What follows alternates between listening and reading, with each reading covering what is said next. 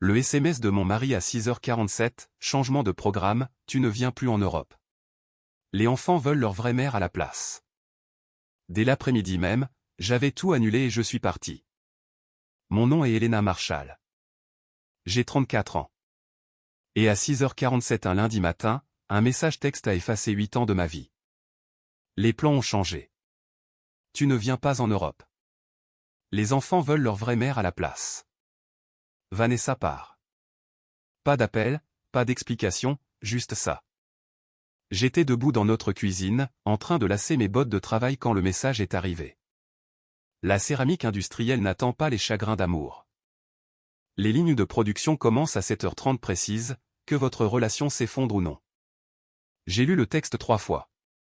Les mots n'ont pas changé.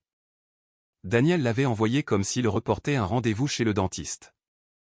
J'ai posé mon téléphone sur le comptoir à côté de la cafetière. Le voyant rouge clignotait. La cuisine était silencieuse. Trop silencieuse pour le genre de phrase qui met fin à un chapitre de vie. Vanessa, la mère biologique. La femme qui avait disparu il y a 12 ans, quand Cameron avait 6 ans et Lily 4. La femme qui n'avait pas payé de pension alimentaire, qui n'avait pas envoyé de carte d'anniversaire, qui était réapparue à la remise des diplômes de Cameron dans une BMW de location, comme si elle avait toujours été là. Et maintenant, elle prenait ma place pour un voyage que j'avais financé. J'ai versé mon café dans un thermos, la main ferme. Cela m'a surprise. Je pensais que je ressentirais de la rage. Au lieu de cela, j'ai ressenti quelque chose de plus froid, de la clarté. 8 ans. J'ai rencontré Daniel lors d'un barbecue communautaire. Il avait l'air épuisé de cette manière spécifique des parents célibataires, comme si le sommeil était facultatif et les factures non. Vanessa avait disparu, laissant derrière elle dette et confusion. Daniel avait besoin de stabilité. Je la lui ai fournie. Nous avons emménagé ensemble après 1 an. Le bail était à mon nom. Son crédit était ruiné par les dettes communes que Vanessa lui avait laissées. Cela ne me dérangeait pas. 2 ans plus tard, nous nous sommes mariés légalement. Une petite cérémonie au palais de justice. Cameron et Lily se tenaient maladroitement à côté de nous. Mes parents étaient au dernier rang. Je n'ai jamais adopté les enfants formellement, mais je payais comme si je l'avais fait, fournitures scolaires, téléphone, assurance auto quand Cameron a commencé à conduire, programmes artistiques de Lily, copaiements médicaux, manteaux d'hiver, 42 dépenses mensuelles récurrentes. Je connaissais ce nombre parce qu'à 7h02, au lieu d'aller travailler, j'ai ouvert mon ordinateur portable et j'ai commencé à vérifier les comptes. Le voyage en Europe avait été le rêve de Rebecca, dans la chronologie originale. Maintenant, c'était celui de Daniel.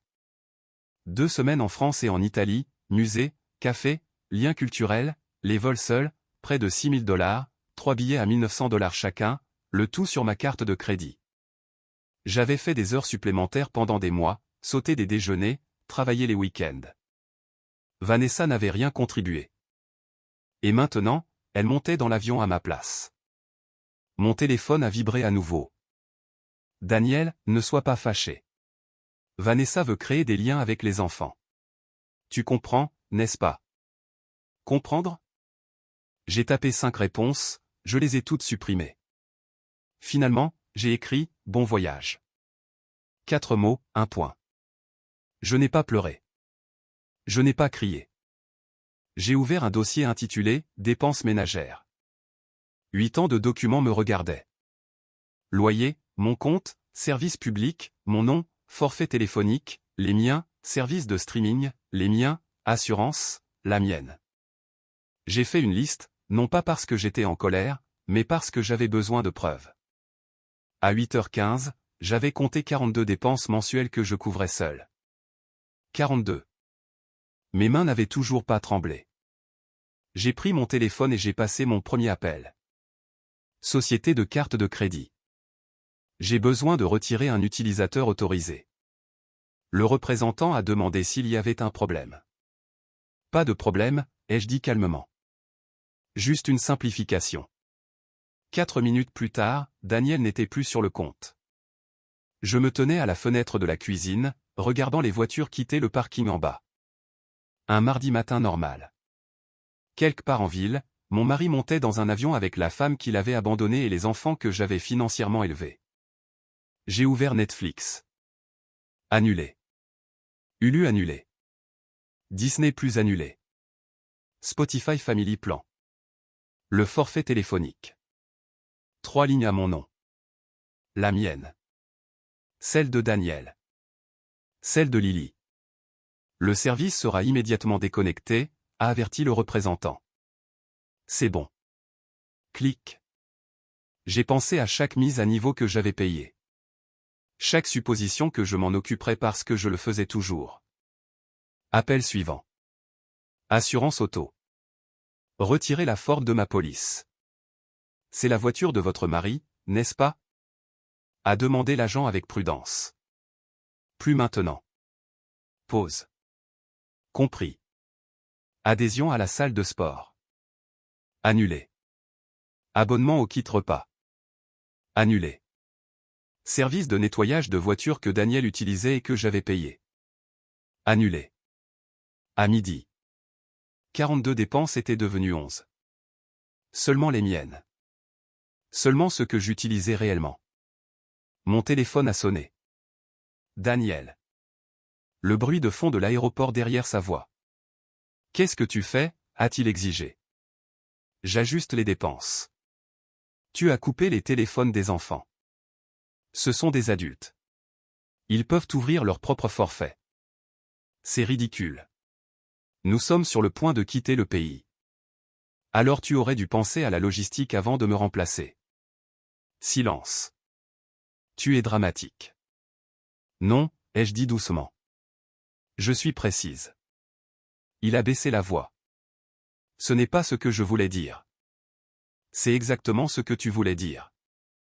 J'ai raccroché avant que ma voix ne change. Je n'allais pas me battre pour une place à une table que j'avais payée. J'ai ouvert le contrat de location. Mon nom, ma signature, seulement les miens. Il y a 5 ans, Daniel avait dit, c'est juste plus facile si tu t'en occupes. C'était plus facile pour lui. J'ai appelé Clearview Property Management. J'ai besoin de quitter les lieux plus tôt. En moins de 2 heures, l'appartement était programmé pour une visite. Au coucher du soleil, un jeune couple de professionnels avait signé l'intention d'emménager.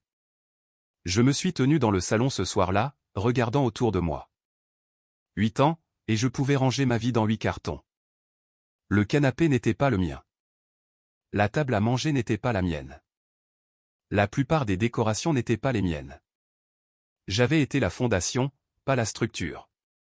Mon téléphone a vibré. Lily. Maman dit que tu exagères. Maman, elle voulait dire Vanessa. J'ai regardé le message, puis j'ai tapé. Tu as fait ton choix. Je fais le mien. 3 points sont apparus, puis ont disparu. J'ai fermé mon ordinateur portable et j'ai commencé à faire mes valises. Je n'étais plus en colère. J'en avais fini. Je n'ai pas beaucoup dormi cette nuit-là. Non pas parce que j'avais le cœur brisé. Mais parce qu'une fois que vous voyez enfin la somme de votre vie, vous ne pouvez plus la désapprendre. Chaque tiroir que j'ouvrais ressemblait à une preuve, non pas d'amour, mais de dépendance. Je me suis réveillé avant mon réveil, me suis assise au bord du lit et j'ai écouté l'appartement respirer, les tuyaux qui tic-tac, un camion lointain qui recule, le bourdonnement d'un réfrigérateur que j'avais acheté quand Daniel avait dit que l'ancien était trop petit pour une famille. Une famille qui venait de me remplacer par un fantôme. J'ai fait du café, le genre bon marché, le genre que j'aimais. Pas de mousse à la cannelle, pas de lait d'avoine, pas de petits extras pour se faire plaisir. J'ai rouvert mon ordinateur portable, non pas parce que je voulais leur faire du mal, mais parce que je devais finir ce que j'avais commencé. La première chose que j'ai faite a été de consulter ma liste de paiements automatiques. 42 dépenses, toutes soigneusement organisées, parce que mon père m'avait appris que si tu ne suis pas ton argent, quelqu'un d'autre le dépensera pour toi. À l'époque, je pensais qu'il parlait des vendeurs. Maintenant, je savais qu'il parlait aussi de la famille. J'ai commencé par les plus petites. Celles qui semblent inoffensives jusqu'à ce que vous les additionniez. Les boîtes d'abonnement que Daniel insistait qu'elles étaient bonnes pour la santé mentale de Lily. Les options premium pour les services de streaming que je ne regardais jamais. Le stockage cloud pour les projets de Cameron. L'application de sécurité familiale que Daniel avait oublié qu'il avait. Clic, clic, clic. Chaque page d'annulation posait la même question joyeuse et lumineuse. Êtes-vous sûr de vouloir nous quitter? Oui, j'étais sûr. À 9h12, mon téléphone s'est de nouveau allumé. Cameron, mon portable vient de mourir, Frangine. Qu'est-ce qui s'est passé? Il m'appelait encore Frangine parfois, comme si nous étions potes. Comme si je n'étais pas la femme qui payait ses factures depuis qu'il avait 16 ans. J'ai fixé le message assez longtemps pour sentir quelque chose monter en moi. Pas de la rage, une douleur silencieuse et familière. Le genre que l'on ressent quand on réalise que quelqu'un ne remarque votre présence que lorsque vous cessez de fonctionner pour lui. J'ai tapé en retour, ta ligne était sous mon compte. Tu devras souscrire ton propre forfait. 3 points sont apparus, puis se sont arrêtés, puis sont réapparus. Enfin. Sérieusement? On est littéralement à l'aéroport. Je n'ai pas répondu. 2 minutes plus tard, Lily a envoyé un message, Elena, mon service est parti aussi. C'est une erreur? Une erreur? Ce mot m'a presque fait rire. J'ai tapé la même chose. Ce n'était pas ton compte. Tu auras besoin du tien. Puis mon téléphone a sonné. Daniel. Je l'ai laissé sonner assez longtemps pour entendre la vibration se propager sur le comptoir comme un insecte. Puis j'ai répondu. Sa voix était tendue, contrôlée, le ton qu'il utilisait quand il voulait que je me sente coupable sans dire le mot. Qu'est-ce que tu fais? A-t-il claqué. J'ajuste les dépenses, ai-je dit. Tu ne peux pas simplement couper leur téléphone. Nous sommes sur le point de quitter le pays. Alors tu aurais dû mieux planifier, ai-je répondu, calme comme de la glace. C'est enfantin. Je me suis appuyé contre le comptoir et j'ai regardé mon café tourbillonner dans la tasse. Enfantin, ce serait de crier. C'est de la logistique. Vanessa essaie de créer des liens avec eux, a-t-il dit comme s'il lisait un script. Tu punis les enfants. Je n'ai pas élevé la voix. Je n'en avais pas besoin.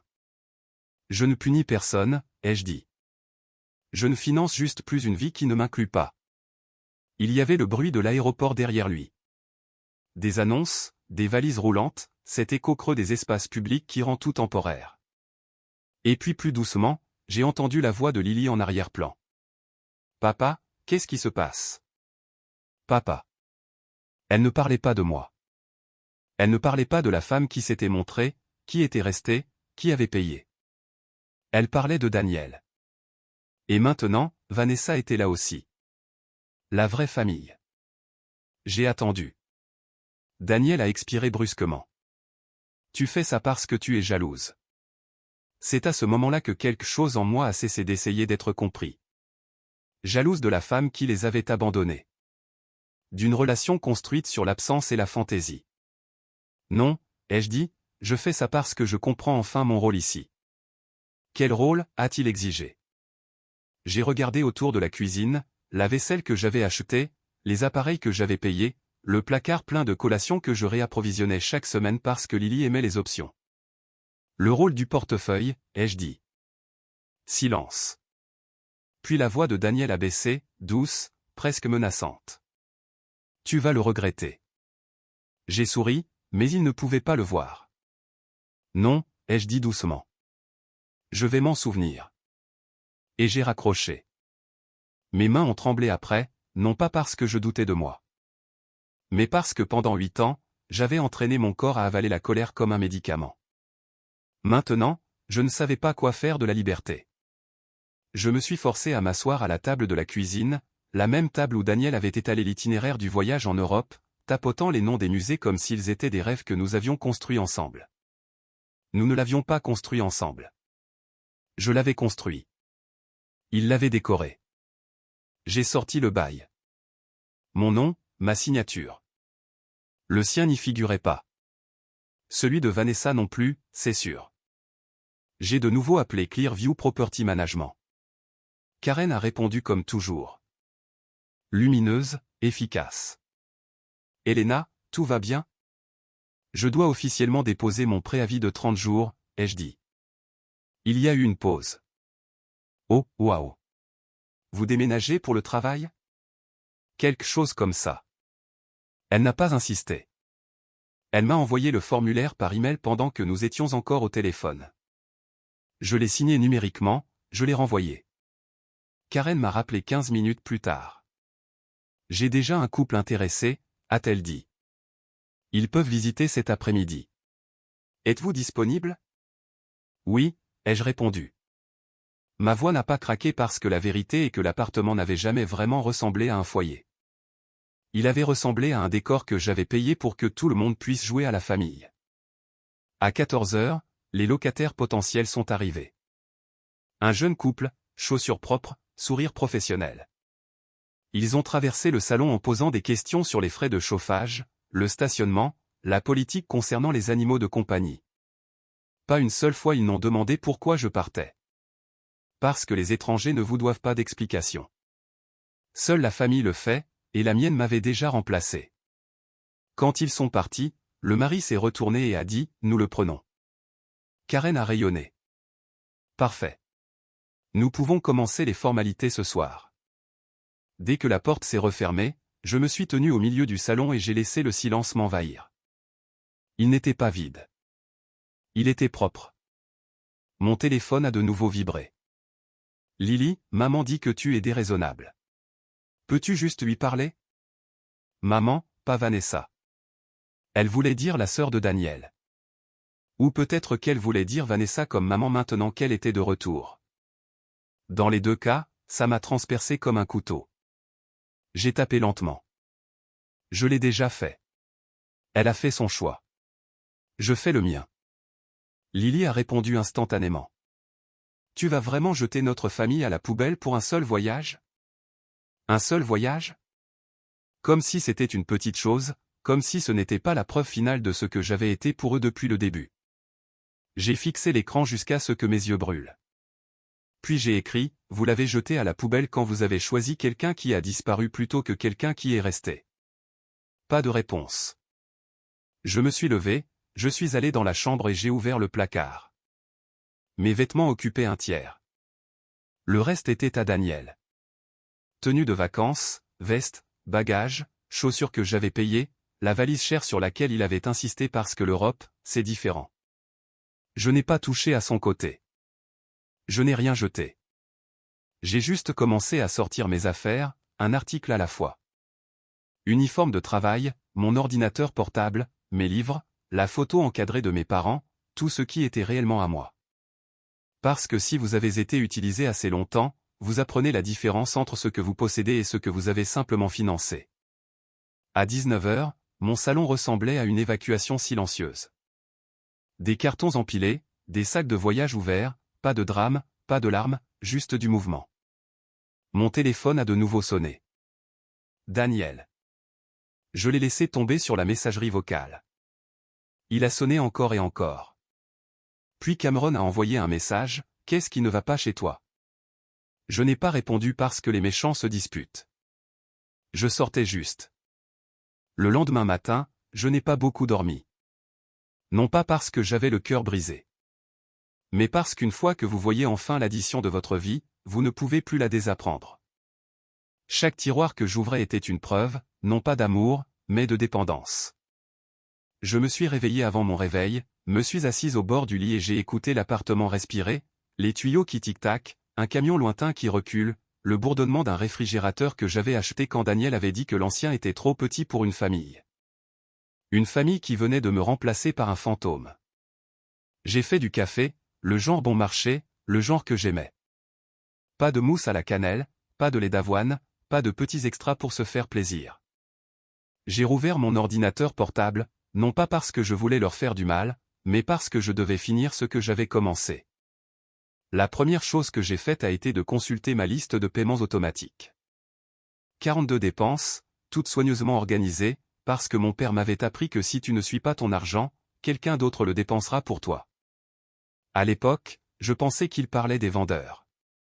Maintenant, je savais qu'il parlait aussi de la famille. J'ai commencé par les plus petites. Celles qui semblent inoffensives jusqu'à ce que vous les additionniez. Les boîtes d'abonnement que Daniel insistait qu'elles étaient bonnes pour la santé mentale de Lily. Les options premium pour les services de streaming que je ne regardais jamais. Le stockage cloud pour les projets de Cameron. L'application de sécurité familiale que Daniel avait oublié qu'il avait. Clic, clic, clic. Chaque page d'annulation posait la même question joyeuse et lumineuse. Êtes-vous sûr de vouloir nous quitter? Oui, j'étais sûr. À 9h12, mon téléphone s'est de nouveau allumé. Cameron, mon portable vient de mourir, Frangine. Qu'est-ce qui s'est passé? Il m'appelait encore Frangine parfois, comme si nous étions potes. Comme si je n'étais pas la femme qui payait ses factures depuis qu'il avait 16 ans. J'ai fixé le message assez longtemps pour sentir quelque chose monter en moi. Pas de la rage, une douleur silencieuse et familière. Le genre que l'on ressent quand on réalise que quelqu'un ne remarque votre présence que lorsque vous cessez de fonctionner pour lui. J'ai tapé en retour, ta ligne était sous mon compte. Tu devras souscrire ton propre forfait. 3 points sont apparus, puis se sont arrêtés, puis sont réapparus. Enfin. Sérieusement? On est littéralement à l'aéroport. Je n'ai pas répondu. 2 minutes plus tard, Lily a envoyé un message, Elena, mon service est parti aussi. C'est une erreur? Une erreur? Ce mot m'a presque fait rire. J'ai tapé la même chose. Ce n'était pas ton compte. Tu auras besoin du tien. Puis mon téléphone a sonné. Daniel. Je l'ai laissé sonner assez longtemps pour entendre la vibration se propager sur le comptoir comme un insecte. Puis j'ai répondu. Sa voix était tendue, contrôlée, le ton qu'il utilisait quand il voulait que je me sente coupable sans dire le mot. Qu'est-ce que tu fais? A-t-il claqué. J'ajuste les dépenses, ai-je dit. Tu ne peux pas simplement couper leur téléphone. Nous sommes sur le point de quitter le pays. Alors tu aurais dû mieux planifier, ai-je répondu, calme comme de la glace. C'est enfantin. Je me suis appuyé contre le comptoir et j'ai regardé mon café tourbillonner dans la tasse. Enfantin, ce serait de crier. C'est de la logistique. Vanessa essaie de créer des liens avec eux, a-t-il dit comme s'il lisait un script. Tu punis les enfants. Je n'ai pas élevé la voix. Je n'en avais pas besoin. Je ne punis personne, ai-je dit. Je ne finance juste plus une vie qui ne m'inclut pas. Il y avait le bruit de l'aéroport derrière lui. Des annonces, des valises roulantes, cet écho creux des espaces publics qui rend tout temporaire. Et puis plus doucement, j'ai entendu la voix de Lily en arrière-plan. Papa, qu'est-ce qui se passe? Papa. Elle ne parlait pas de moi. Elle ne parlait pas de la femme qui s'était montrée, qui était restée, qui avait payé. Elle parlait de Daniel. Et maintenant, Vanessa était là aussi. La vraie famille. J'ai attendu. Daniel a expiré brusquement. Tu fais ça parce que tu es jalouse. C'est à ce moment-là que quelque chose en moi a cessé d'essayer d'être compris. Jalouse de la femme qui les avait abandonnés. D'une relation construite sur l'absence et la fantaisie. Non, ai-je dit, je fais ça parce que je comprends enfin mon rôle ici. Quel rôle a-t-il exigé? J'ai regardé autour de la cuisine, la vaisselle que j'avais achetée, les appareils que j'avais payés, le placard plein de collations que je réapprovisionnais chaque semaine parce que Lily aimait les options. Le rôle du portefeuille, ai-je dit. Silence. Puis la voix de Daniel a baissé, douce, presque menaçante. Tu vas le regretter. J'ai souri, mais il ne pouvait pas le voir. Non, ai-je dit doucement. Je vais m'en souvenir. Et j'ai raccroché. Mes mains ont tremblé après, non pas parce que je doutais de moi. Mais parce que pendant 8 ans, j'avais entraîné mon corps à avaler la colère comme un médicament. Maintenant, je ne savais pas quoi faire de la liberté. Je me suis forcé à m'asseoir à la table de la cuisine, la même table où Daniel avait étalé l'itinéraire du voyage en Europe, tapotant les noms des musées comme s'ils étaient des rêves que nous avions construits ensemble. Nous ne l'avions pas construit ensemble. Je l'avais construit. Il l'avait décoré. J'ai sorti le bail. Mon nom, ma signature. Le sien n'y figurait pas. Celui de Vanessa non plus, c'est sûr. J'ai de nouveau appelé Clearview Property Management. Karen a répondu comme toujours. Lumineuse, efficace. Elena, tout va bien? Je dois officiellement déposer mon préavis de 30 jours, ai-je dit. Il y a eu une pause. Oh, waouh. Vous déménagez pour le travail? Quelque chose comme ça. Elle n'a pas insisté. Elle m'a envoyé le formulaire par email pendant que nous étions encore au téléphone. Je l'ai signé numériquement, je l'ai renvoyé. Karen m'a rappelé 15 minutes plus tard. J'ai déjà un couple intéressé, a-t-elle dit. Ils peuvent visiter cet après-midi. Êtes-vous disponible? Oui, ai-je répondu. Ma voix n'a pas craqué parce que la vérité est que l'appartement n'avait jamais vraiment ressemblé à un foyer. Il avait ressemblé à un décor que j'avais payé pour que tout le monde puisse jouer à la famille. À 14 heures, les locataires potentiels sont arrivés. Un jeune couple, chaussures propres, sourire professionnel. Ils ont traversé le salon en posant des questions sur les frais de chauffage, le stationnement, la politique concernant les animaux de compagnie. Pas une seule fois ils n'ont demandé pourquoi je partais. Parce que les étrangers ne vous doivent pas d'explication. Seule la famille le fait, et la mine m'avait déjà remplacé. Quand ils sont partis, le mari s'est retourné et a dit « Nous le prenons ». Karen a rayonné. Parfait. Nous pouvons commencer les formalités ce soir. Dès que la porte s'est refermée, je me suis tenu au milieu du salon et j'ai laissé le silence m'envahir. Il n'était pas vide. Il était propre. Mon téléphone a de nouveau vibré. Lily, maman dit que tu es déraisonnable. Peux-tu juste lui parler? Maman, pas Vanessa. Elle voulait dire la sœur de Daniel. Ou peut-être qu'elle voulait dire Vanessa comme maman maintenant qu'elle était de retour. Dans les deux cas, ça m'a transpercé comme un couteau. J'ai tapé lentement. Je l'ai déjà fait. Elle a fait son choix. Je fais le mien. Lily a répondu instantanément. Tu vas vraiment jeter notre famille à la poubelle pour un seul voyage? Un seul voyage? Comme si c'était une petite chose, comme si ce n'était pas la preuve finale de ce que j'avais été pour eux depuis le début. J'ai fixé l'écran jusqu'à ce que mes yeux brûlent. Puis j'ai écrit, vous l'avez jeté à la poubelle quand vous avez choisi quelqu'un qui a disparu plutôt que quelqu'un qui est resté. Pas de réponse. Je me suis levé, je suis allé dans la chambre et j'ai ouvert le placard. Mes vêtements occupaient un tiers. Le reste était à Daniel.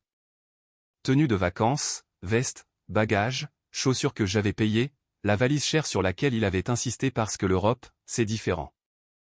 Je n'ai pas touché à son côté. Je n'ai rien jeté. J'ai juste commencé à sortir mes affaires, un article à la fois. Uniforme de travail, mon ordinateur portable, mes livres, la photo encadrée de mes parents, tout ce qui était réellement à moi. Parce que si vous avez été utilisé assez longtemps, vous apprenez la différence entre ce que vous possédez et ce que vous avez simplement financé.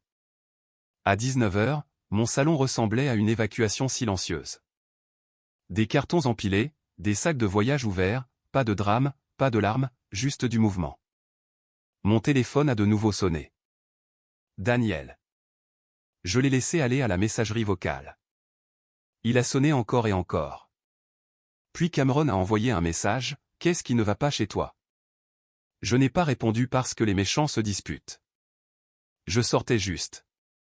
Le lendemain matin, j'ai apporté le premier carton à ma voiture et je l'ai posé délicatement dans le coffre, comme s'il était fragile. Non pas parce qu'il l'était, mais parce que je l'étais. Et j'apprenais à me traiter avec soin pour la première fois en 8 ans. Cette nuit-là, assise sur le sol à côté de cartons à moitié faits, j'ai reçu un dernier message de Daniel. Pas un appel cette fois. Un texte. S'il te plaît, ne fais pas ça. Nous pouvons parler quand nous reviendrons. Quand nous reviendrons, comme si j'allais les attendre, qu'ils finissent de profiter du voyage que j'avais payé. Et ensuite être reconnaissante pour une conversation.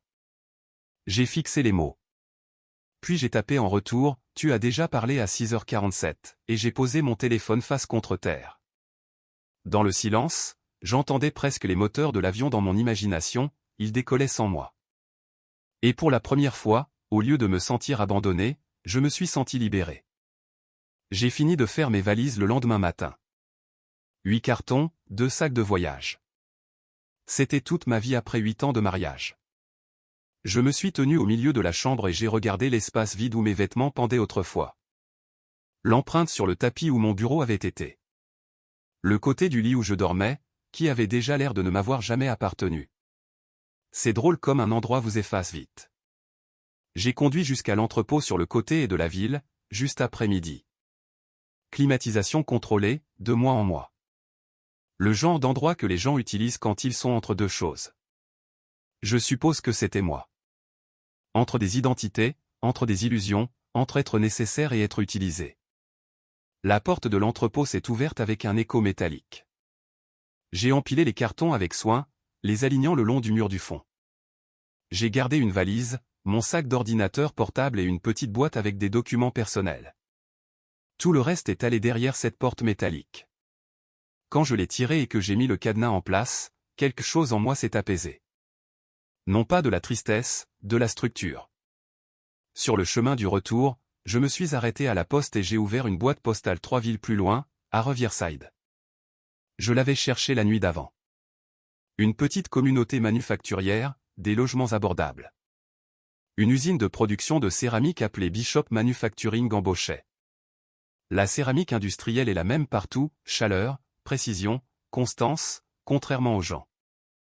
De retour à l'appartement, je me suis assise à la table de la cuisine une dernière fois, la même table où Daniel avait tracé les itinéraires des musées à Paris, où il avait entouré Rome en rouge et avait dit « Les enfants méritent ça ». Ils le méritaient, mais pas à mes dépens. J'ai ouvert notre compte bancaire joint, presque vide.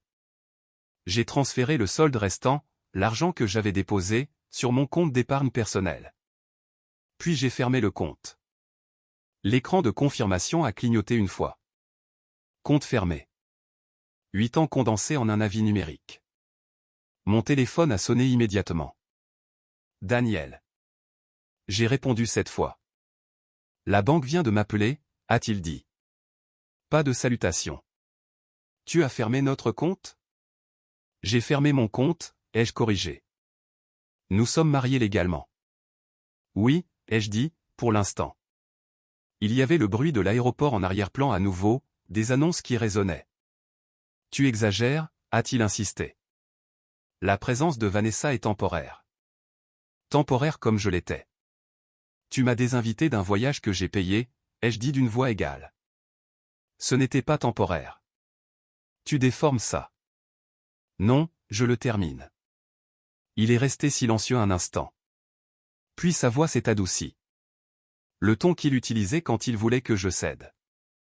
Elena, où vas-tu aller? J'ai presque ri. Ce n'est plus ton problème. Tu ne peux pas simplement nous laisser sans endroit où vivre. J'ai regardé autour de l'appartement. L'appartement à mon nom. Le bail à mon nom. Le loyer qui sortait de mon compte chaque mois. Je ne vous laisse sans rien, ai-je dit. Vous avez Vanessa. Silence. C'est différent, a-t-il claqué. Est-ce que ça l'est? Il n'a pas répondu. Au lieu de cela, il a essayé un autre angle. Les enfants vont se sentir abandonnés. Ce mot, abandonné, comme si j'avais disparu d'eux, comme si je n'avais pas été là pendant 8 années entières. Ils ont déjà fait leur choix, ai-je dit. Je l'accepte simplement. J'ai raccroché avant qu'il ne puisse remodeler le récit parce que Daniel était doué pour ça, pour transformer les faits en sentiments, pour transformer mes limites en trahison. À 16 heures, Karen de l'administration immobilière a appelé. Les nouveaux locataires ont signé, a-t-elle dit joyeusement. Ils peuvent emménager le premier. Parfait, ai-je répondu. C'est bientôt, a-t-elle ajouté prudemment. Je sais. Tu es sûr de ça, Elena? J'ai regardé les sections nues du mur où mes photos avaient été accrochées. Oui, ai-je dit. Cette nuit-là, j'ai tout emballé. La cafetière que j'avais apportée dans la relation. Ma vieille boîte à outils, une boîte de pêche de l'époque où je pêchais avant que Daniel ne dise que les week-ends devaient être du temps en famille. Un temps en famille qui, apparemment, ne m'incluait pas. Quand la biologie est revenue dans la discussion à 20h15, Lily a envoyé un message, « Tu fais vraiment ça ?» Je me suis assise au bord du lit, téléphone à la main. Oui, tu jettes notre famille à la poubelle. J'ai regardé le mot encore. Famille. Je n'ai rien jeté, ai-je tapé. J'ai été remplacé. La bulle de saisie est apparue, s'est interrompue, et réapparue. Puis, nous voulions juste renouer avec maman. Maman, Vanessa, la femme qui a disparu pendant 12 ans. Et c'est ton droit, ai-je écrit en retour, mais je ne suis pas obligé de le financer. Pas de réponse. J'ai posé le téléphone. 1 heure plus tard, Cameron a envoyé un message. Papa panique. Vanessa dit, tu es mesquine. Vanessa qui s'immisce déjà. Déjà en train de me transformer en méchante. Je n'ai pas répondu parce que les méchants se disputent. Je sortais juste. Le lendemain matin, j'ai rencontré David Brooks, l'avocat spécialisé dans les divorces recommandé par une collègue. Son bureau sentait le cuir et l'argent discret. J'ai tout expliqué en moins de 5 minutes. Le texte, le voyage, le bail, les factures. Il a écouté sans m'interrompre. L'appartement est-il uniquement à votre nom, a-t-il demandé. Oui. Les services publics? Les miens. Dettes communes? Aucune que je n'ai pas couverte? Il s'est adossé. Alors vous êtes parfaitement en droit de quitter les lieux et de déposer une requête. Une requête? Le mot semblait lourd. Est-ce que je lui devrais quelque chose, ai-je demandé. Combien de temps avez-vous été légalement marié? 6 ans. Et vous avez couvert presque toutes les dépenses. Oui. Il a hoché la tête. Compte tenu des documents que vous m'avez montrés, il est peu probable que vous deviez un soutien important, surtout compte tenu des circonstances. Circonstances. C'était du jargon d'avocat pour « ils ont choisi quelqu'un d'autre ». Procédé, ai-je dit. Il m'a tendu les papiers. J'ai signé. Ma signature semblait plus ferme que je ne me sentais. Quand j'ai quitté son bureau, le ciel était gris, plat, neutre, parfait. 2 jours plus tard, j'ai conduit jusqu'à Riverside, une chambre meublée au-dessus d'une quincaillerie. Bon marché, propre, temporaire. Le propriétaire n'a pas posé de questions. J'ai aimé ça. J'ai commencé à Bishop Manufacturing le lundi suivant. Même travail, bâtiment différent, meilleur salaire. Je n'ai pas dit à Daniel où j'allais. Je n'ai pas dit à Cameron. Je n'ai pas dit à Lily. Il le découvrirait assez tôt. 2 semaines plus tard, leur avion a atterri. Je le savais parce que Cameron avait posté une photo à l'aéroport. Doux foyer. 3 émojis de visage confus. 1 heure plus tard, Lily a posté « Pourquoi y a-t-il un camion de déménagement à notre immeuble ?» J'ai fermé l'application et j'ai attendu. À 20h30, mon téléphone a explosé. 70 appels manqués. 12 messages textes, 3 messages vocaux. Je les ai laissés là, j'ai laissé la panique respirer de leur côté. Finalement, Daniel a appelé d'un numéro inconnu. J'ai répondu. Où es-tu, a-t-il exigé. Quelque part ailleurs. L'appartement est parti. Il y a des étrangers qui y vivent. Oui. Tu l'as loué. Oui. Nos affaires. Tes affaires, ai-je corrigé. Les miennes sont déjà déménagées. Sa respiration est devenue haletante. Tu ne peux pas faire ça. Je l'ai déjà fait. Où sommes-nous censés rester? Je me suis appuyé contre le mur de ma petite chambre louée. C'est entre toi et Vanessa. Silence, puis plus doucement. Elle est partie. J'ai cligné des yeux. Quoi? Elle est partie il y a 2 jours. A dit qu'elle avait du travail. A changé son vol de retour. Bien sûr qu'elle l'a fait. La femme qui les avait abandonnés une fois l'avait fait de nouveau. J'ai presque ressenti quelque chose comme de la pitié. Presque. Tu l'as choisie, ai-je dit calmement. Elle est leur mère et j'étais leur stabilité. Il n'a pas répondu. Au lieu de cela, j'ai entendu quelque chose se briser dans sa voix. Nous restons chez ma sœur Patricia. C'est temporaire. Alors débrouillez-vous, ai-je dit. Tu vas vraiment nous laisser comme ça? J'ai fermé les yeux. Tu m'as quitté en premier. Et j'ai raccroché. Riverside était calme, d'une manière que ma vie d'avant ne l'avait jamais été. Pas de dispute à travers les murs fins de l'appartement.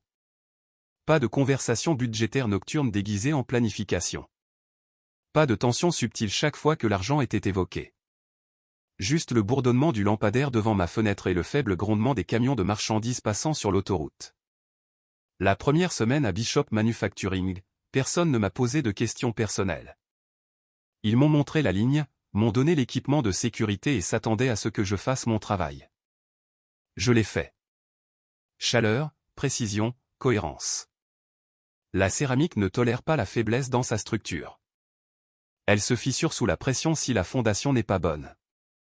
Je comprenais cela mieux que jamais. Au cours de ma 3e semaine à Riverside, la panique de Daniel s'est transformée en colère. Il a commencé à envoyer des messages dont le ton changeait tous les quelques jours. D'abord la confusion, puis l'accusation, puis la culpabilité. Tu punis les enfants. Tu exagères. Tu détruis notre famille. Je n'ai pas répondu parce que le silence, j'avais appris, est plus fort que la dispute. Puis est arrivée la vie légale. Un email de David Brooks est apparu dans ma boîte de réception pendant ma pause déjeuner. Objet, requête déposée. Daniel avait déposé une demande de soutien temporaire au logement. Revendiquant des difficultés financières. Revendiquant que j'avais une obligation en tant qu'épouse. J'ai lu le document 2 fois, assise dans la salle de pause avec un distributeur automatique qui bourdonnait à côté de moi. Difficultés financières. Après 8 ans passés à couvrir le loyer, les services publics, l'assurance, les courses, les forfaits téléphoniques, les réparations automobiles d'urgence, et un voyage en Europe, des difficultés. David m'a appelé ce soir-là. Elle n'a aucune légitimité, a-t-il dit calmement. Le bail était à votre nom. La résiliation était conforme. Les enfants sont des adultes. Nous allons répondre et demander le rejet.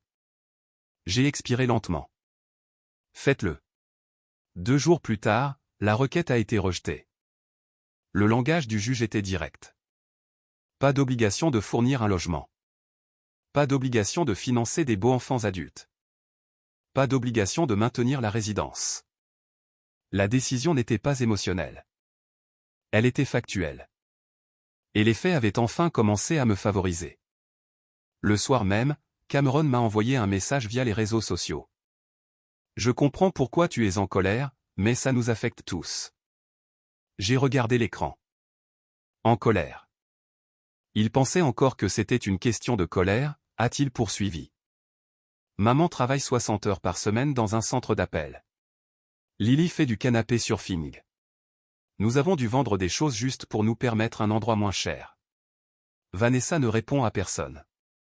Vanessa. Bien sûr, elle ne le ferait pas. Elle était venue pour une séance photo. Pas pour une responsabilité.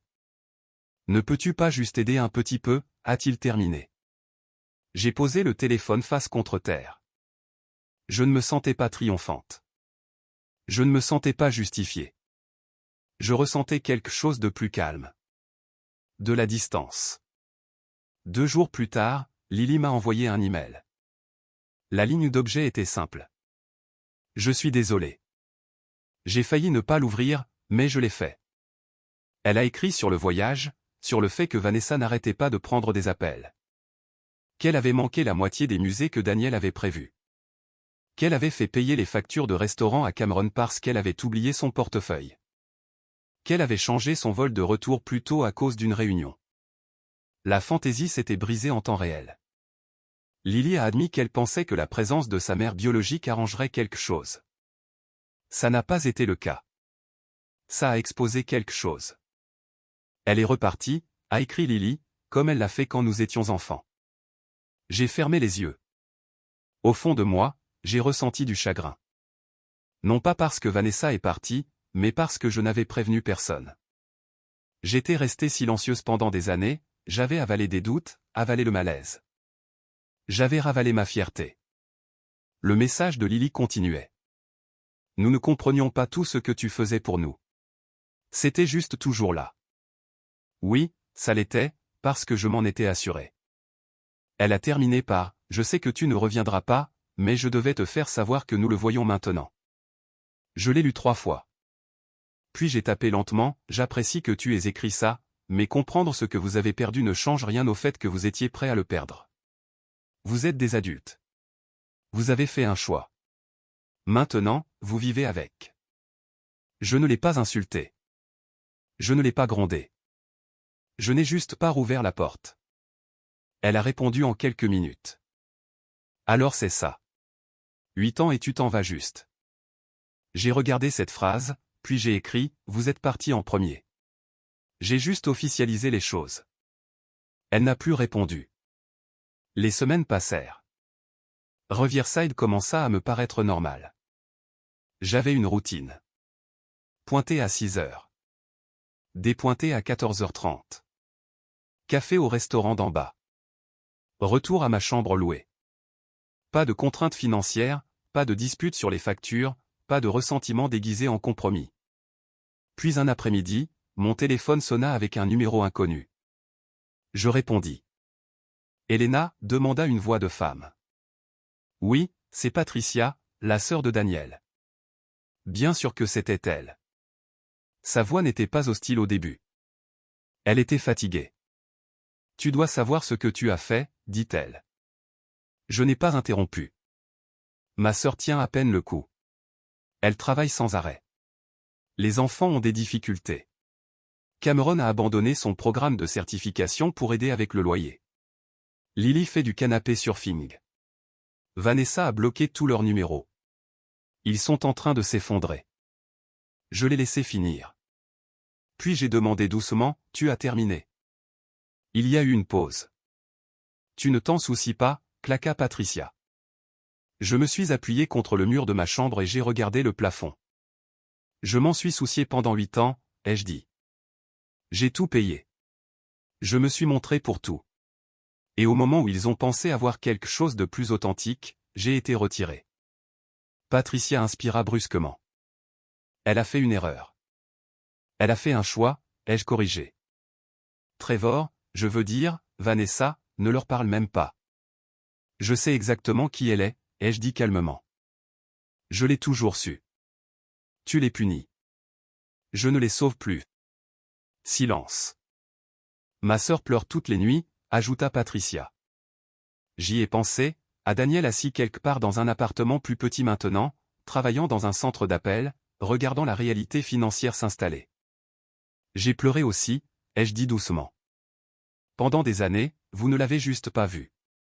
Patricia n'a pas répondu à cela. Au lieu de cela, elle a tenté un dernier angle. Elle dit qu'elle le regrette. Elle dit qu'elle a jeté à la poubelle la seule personne stable qu'elle ait jamais eue. Stable. Pas aimée. Stable. Elle devra vivre avec ça, ai-je répondu. Tu es froide. Non, ai-je dit doucement. Je suis lucide. Elle a raccroché. J'ai fixé le téléphone pendant un long moment après. Non pas parce que je doutais de moi, mais parce que je comprenais pleinement quelque chose pour la première fois. Il ne me manquait pas. Il manquait de stabilité. Il manquait de financement. Il manquait de l'infrastructure, pas de la femme. Et cette prise de conscience faisait moins mal qu'avant parce que cela signifiait que partir était la seule chose qui avait du sens. 3 semaines plus tard, David m'a de nouveau envoyé un email. Divorce finalisé. Pas de pension alimentaire, pas de paiement de soutien, pas d'obligation financière, juste une signature et une date. Je l'ai signé numériquement, je l'ai renvoyé, puis je suis sorti dans l'air du soir de Riverside. Pas de drame, pas d'applaudissements, pas de discours de vengeance, juste le calme. Et pour la première fois en 8 ans, le calme m'appartenait. Les papiers de divorce ne viennent pas avec des feux d'artifice. Ils viennent sous forme de pièces jointes PDF et de demandes de signature numérique. Je l'ai signé pendant ma pause déjeuner, j'ai fermé l'onglet, je suis retourné travailler. C'était tout. 6 ans de mariage légal, 8 ans ensemble, réduits à des documents et des horodatage. 2 jours plus tard, Cameron a de nouveau envoyé un message, pas en colère cette fois, fatigué. J'ai trouvé un deuxième emploi, a-t-il écrit. Nuit à l'entrepôt. Je n'ai pas répondu immédiatement. Je l'ai imaginé, 24 ans, épuisé, apprenant ce que coûte réellement un loyer. Il a continué, maman ne peut pas tout couvrir. Nous avons dû vendre la Ford. La Ford? Celle que j'avais payée. Celle que Vanessa avait utilisée pendant le voyage en Europe pour se sentir indépendante. Vanessa ne nous répond pas, a-t-il ajouté. Bien sûr, elle ne le ferait pas. Vanessa était une réapparition, pas une présence, ai-je tapé lentement. J'espère que tu prends soin de toi. C'était la seule gentillesse que je me permettais. Il a répondu presque instantanément. Je pensais qu'elle avait changé. J'ai fixé cette phrase pendant longtemps. Les gens ne changent pas parce que le temps passe. Ils changent parce qu'ils le choisissent. Vanessa s'était choisie 2 fois. Cameron l'avait choisi 1 fois. Je n'ai pas dit cela. Au lieu de cela, j'ai écrit « Tu as cru ce que tu voulais croire ». Pas d'accusation, juste la vérité. Ce fut le dernier message qu'il envoya. 1 semaine plus tard, Lily a essayé à nouveau. Un autre email, plus long cette fois. Elle décrivait le voyage en détail. Paris semblait tendu. Vanessa disparaissait sans cesse. Daniel essayait de tenir bon. Les conversations à table étaient gênantes. À Rome, Vanessa insista pour faire ses propres affaires. Cameron finit par payer un dîner de groupe parce que la carte de Vanessa fut refusée. À Florence, elle changea son billet de retour. Réunion importante, dit-elle. Elle partit 2 jours plus tôt. Papa a essayé de faire comme si tout allait bien, écrivit Lily. Mais ce n'était pas le cas. J'ai lu cette ligne 2 fois. Papa. Daniel. Il avait essayé de faire comme si tout allait bien pendant des années. C'était un de ses talents.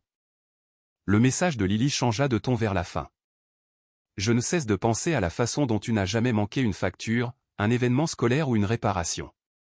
Tu étais juste là. Juste là. C'était le problème. Quand quelque chose est toujours là, on cesse de le valoriser. On ne le remarque que quand il disparaît. Elle termina par « Je sais que tu ne reviendras pas. Je ne m'attends pas à cela, mais je suis désolé. » Je me suis penché en arrière sur ma chaise et j'ai regardé le plafond. Je n'étais plus en colère. La colère s'était évaporée des semaines auparavant. Ce qui restait était quelque chose de plus stable. Une résolution. J'ai répondu.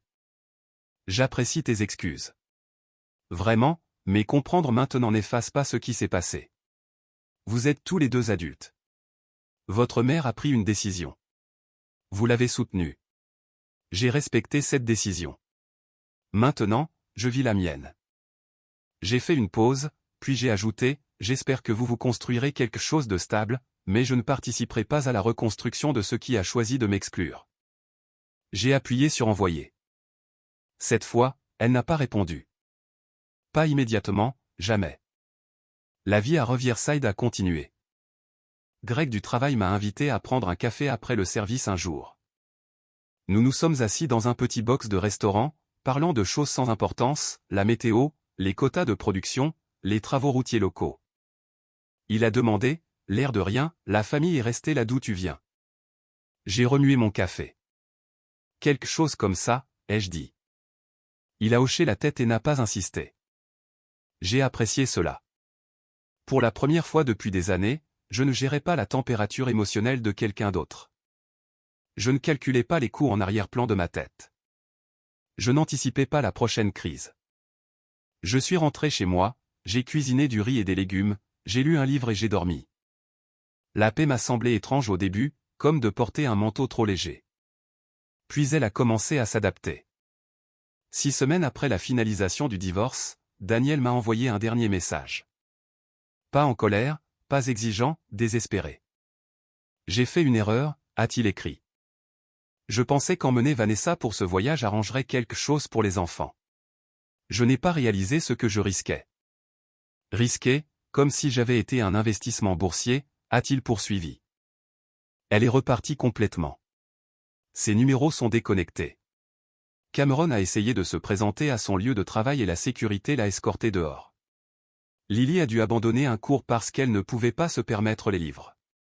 J'ai tout sous-estimé. Je t'ai sous-estimé. Cette phrase est restée. Je t'ai sous-estimé. Oui, il l'avait fait pendant 8 ans. On peut juste parler, a-t-il terminé.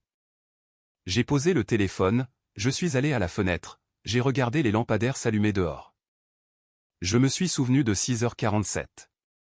Le texte, pas d'appel téléphonique, pas de conversation, juste un retrait. J'ai repris le téléphone et j'ai tapé soigneusement. Tu ne m'as pas sous-estimé. Tu as supposé que je resterais. Puis j'ai verrouillé l'écran. Je ne l'ai pas bloqué. Je n'en avais pas besoin. Le silence suffisait. Des semaines passèrent. Plus de messages, plus d'appels, plus de recours juridiques. La phase de crise était terminée. Ce qui restait, c'était la conséquence. Un samedi, j'ai conduit jusqu'à un parc d'État près de Riverside, j'ai marché sur un sentier autour d'un petit lac. L'air sentait le pin et la terre humide. Des familles me dépassaient, des enfants riant, des parents portant des glacières. Je ne ressentais pas d'amertume. Je ressentais de la clarté. J'avais essayé de construire une famille à partir d'obligations et de gratitude. Daniel avait eu besoin de stabilité. Les enfants avaient eu besoin de structure. Vanessa avait eu besoin d'attention. J'avais fourni les trois, mais personne ne m'avait choisi. Pas quand le choix est devenu visible. Au bord du lac, je me suis assise sur un banc et j'ai regardé l'eau bouger dans le vent. Elle ondulait à partir de petites perturbations. C'est ce qu'avait été ce texte. Une perturbation, pas une destruction, juste une ondulation qui montrait ce qui était déjà fragile en dessous. J'ai vérifié mon téléphone une fois. Pas de nouvelles notifications. Bien. Je l'ai remis dans ma poche. Pour la première fois en près d'une décennie, ma vie n'était plus construite autour des besoins de quelqu'un d'autre. Elle était plus petite, plus calme, la mienne, et c'était suffisant. 4 mois après ce message, je me suis réveillé à 6h47. Encore, même heure, vie différente, pas de vibration sur le comptoir, pas de message en attente pour me retirer de ma propre histoire, juste la lumière filtrant à travers de minces rideaux dans une chambre louée au-dessus d'une quincaillerie à Riverside. Je suis resté allongé un instant et j'ai écouté. Le silence ne me semblait plus vide. Il me semblait mérité. Je me suis levé, j'ai préparé du café, le genre bon marché que j'aimais, et je me suis assise près de la fenêtre. Un camion de livraison était au ralenti en bas. La ville se réveillait lentement. Quelque part à travers l'État, Daniel se réveillait probablement à une alarme qu'il ne pouvait pas snoozer parce que manquer le travail signifiait manquer le loyer. Cameron jonglait avec l'écart de travail. Lily reconstruisait son emploi du temps. Vanessa était là où Vanessa était toujours, partie. Je ne ressentais pas de satisfaction en y pensant. Juste de la distance. Quelques jours plus tôt, Patricia avait tenté une dernière fois. Elle avait laissé un message vocal que je n'avais pas supprimé tout de suite. Elena, avait-elle dit, la voix plus douce maintenant, dépouillée d'accusations. Ils ne vont pas bien. Ma sœur ne va pas bien. Je sais qu'elle t'a fait du mal. Je sais qu'elle a tout gâché. Mais parfois les gens ne réalisent pas ce qu'ils ont jusqu'à ce que ce soit parti. Je l'ai écouté 2 fois. Puis je l'ai supprimé. Parce que cette phrase, les gens ne réalisent pas ce qu'ils ont jusqu'à ce que ce soit parti, n'est pas une excuse. C'est du regret. Et le regret ne reconstruit pas la confiance. J'ai terminé mon café et je suis allé travailler. Chez Bishop Manufacturing, le rythme de la chaîne semblait régulier, prévisible. Argile pressée, four chauffé, carreaux refroidis. Si la température est mauvaise, le produit se fissure. Si la fondation est mauvaise, toute la structure s'effondre. On ne peut pas le réparer après cuisson. On recommence. C'est ce que j'avais fait. Pas de vengeance, pas de punition. Une remise à zéro. Pendant ma pause déjeuner, j'ai vérifié mes emails. Un nouveau message de Lily. Court cette fois. Cameron a réintégré son programme de certification. J'ai aussi pris plus d'heures. Nous nous débrouillons. Je voulais juste que tu le saches. Je l'ai lu attentivement. Il n'y avait pas de supplication dedans. Pas de culpabilité. Juste de l'information. De la croissance. J'ai tapé en retour, je suis contente de l'apprendre. Prends soin de toi. C'était tout. Pas de porte rouverte, pas d'attaches émotionnelles, juste une reconnaissance. Parce que voici la chose dont personne ne parle. Partir ne signifie pas que l'on cesse de se soucier. Cela signifie que l'on cesse de se sacrifier. Il y a une différence. Ce soir-là, je suis passé devant une agence immobilière sur Main Street. Une petite affiche, à vendre, dans la vitrine a attiré mon attention. Un chalet d'une chambre, abordable, modeste, à ma taille. Je suis resté là plus longtemps que prévu. Pendant 8 ans, chaque décision financière que j'avais prise incluait quelqu'un d'autre. Maintenant, je pouvais décider en fonction d'une seule question. Est-ce que je le veux? Cette question m'a semblé révolutionnaire. Je ne me suis pas précipité à l'intérieur. Je n'ai pas appelé le numéro. J'ai juste laissé la possibilité s'installer en moi. De retour dans ma chambre, j'ai ouvert mon application bancaire. Épargne stable. Pas de retrait soudain. Pas de transfert d'urgence. Pas de calcul de stress à 2 heures du matin. Juste de la stabilité. Le genre que je fournissais à tout le monde. Maintenant, c'était la mienne. Plus tard cette nuit-là, Daniel a envoyé un dernier message. Pas de paragraphe. Pas de manipulation émotionnelle. Juste une ligne. Je n'aurais jamais cru que tu partirais vraiment. Je l'ai regardé longtemps. Puis j'ai répondu, tu n'as jamais cru que tu aurais à vivre sans ce que je fournissais. 3 points sont apparus, ont disparu. Pas de réponse. C'était la fin. Pas de confrontation dramatique, pas de réconciliation larmoyante, pas de discours de méchant, juste la conséquence s'installant là où la fantaisie avait l'habitude d'être. Une semaine plus tard, j'ai signé les papiers pour ce cottage d'une chambre. Petite cuisine, vieux parquet, un porche juste assez grand pour une chaise et une plante en pot. L'agent immobilier m'a demandé si je déménageais pour la famille. J'ai souri. Non, ai-je dit. Je déménage pour moi-même. La première nuit dans le nouveau logement, je me suis assise sur le porche et j'ai regardé le ciel passer de l'orange au bleu profond. Personne n'avait besoin de rien de ma part. Personne n'attendait un paiement. Personne ne supposait que je réparerais ce qu'ils avaient cassé.